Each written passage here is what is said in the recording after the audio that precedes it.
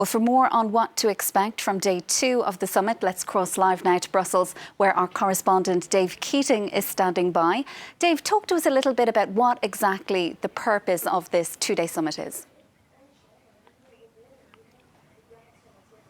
Yeah, so the presidents and prime ministers are arriving this morning behind me for day 2 of this summit, which was delayed because of the pandemic. The last time they had a summit in this context was back in 2014.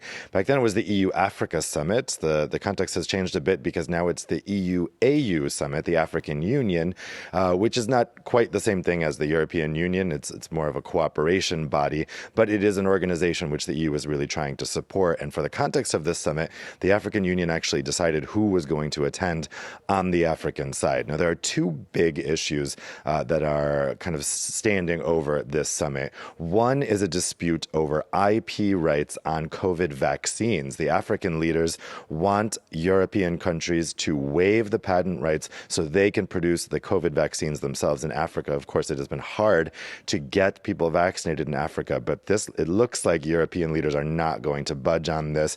And we've been hearing from them saying, look, it's more than just the IP. You have to have the know-how also. And it's not so simple as just relaxing the IP rights. But they're going to have a final declaration today, and the language on those vaccine IP rights will be very interesting to watch. I'm told that's still being hammered out. The other big thing on the agenda here is the Global Gateway Initiative that was unveiled by the European Union late last year. It's meant to counter China's Belt and Road strategy. Basically, it's meant to offer an alternative to Africa to not have to go to China for money for what many in Europe call debt traps or debt bombs. That the idea that Europe is trying to convey here is we're a partner you can trust. We know, African countries, that you now have alternatives to Europe when it comes to support and financing and development. Those alternatives are chiefly China, but also Russia, particularly when it comes to military activities. But here's what we can offer you as Europe. And this theme of trust kept being hit yesterday in the intervention by Commission President Ursula von der Leyen to all the prime ministers and presidents. She said that Europe is a trusted partner. She really hit that word. Really, they're trying to distinguish Europe from China here and saying, this is a good partnership that you know. There's 150 billion euros on the table here. So Europe on the other side wants some guarantees also about transparency and governance for this money. And Dave, talk to us a little bit about the timing of the summit. It got underway just as France was announcing that it was going to be withdrawing its military forces from Mali. Yeah, that did overshadow the summit a bit when it started yesterday because, of course, we had that press conference by French President Emmanuel Macron yesterday morning, just before the summit started, announcing that French troops are pulling out of Mali. And, of course, when we're talking about European-African cooperation, that was an instance of it not going very well. So it was awkward timing.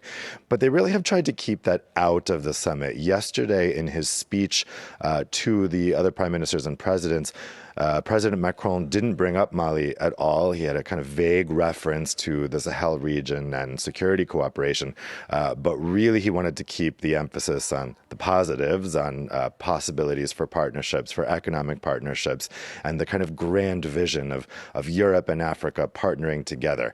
This has been a big focus for him, and I think that the Mali timing, of course, the timing was partly because the African leaders that he wanted to make the announcement with happened to be in town for this summit. So the timing kind of couldn't be avoided.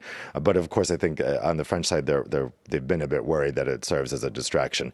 I haven't heard a whole lot of people talking about it today so far. So I have a feeling that here on day 2, they can focus more on this final communique that we're going to be waiting for at the end of the day and really hammer out those economic partnerships, partnerships in agriculture, partnerships in climate change, even though a lot of these security concerns are still very much top of mind. Dave Keating reporting there from Brussels ahead of day 2 of that EU-African Union summit. Thanks, Dave.